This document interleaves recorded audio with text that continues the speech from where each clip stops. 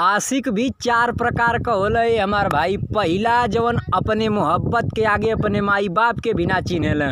दूसरा जवन चिन्हे न त लेकिन इज्जत ना करल।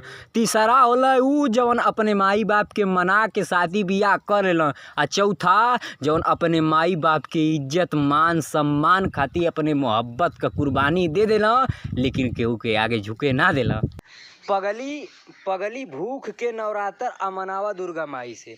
पगलो भूख के नवरात्र अमनावा दुर्गा माई से कि अब की जाई तैयारमी में हो के आई ओहर से आई तो तोके मोबाइल लेके आई। थरिया माजत का अलग आवाज, थरिया माजत का अलग आवाज, कुकर माजत का अलग आवाज, तावा माजत का अलग आवाज। अब तो लोगन पूछबा ई कुल हमके कैसे मालूम? तो ए भाई हमार मलवा हमसे खाली बर्तन में माजत का बतियाइबे करले मर्दे। 2 साल तक खा गईल कोरोना, 2 साल तक खा गईल कोरोना। सपना कुल ध्वस्त हो जाई, तमन्ना मर जाई हो देशवा पर शहीद होके का अगर अब की वाली भर्तियां निरस्त हो जाई। एक बार कहते कि हमके माल पटावे कह तो सारे तोरे खातिर मालन का लाइन हम लगा देले हुई। लेकिन तब भोसड़ी वाले हम रहे मोबाइल में से हम रहे माले का नंबर निकाल के बतियावत है।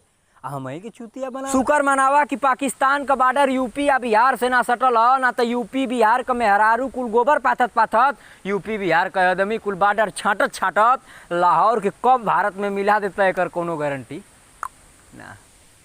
हम त जननी की ये करेजा तू प्राइवेट बैंक हो खाली हमारे खाता खोलले हो।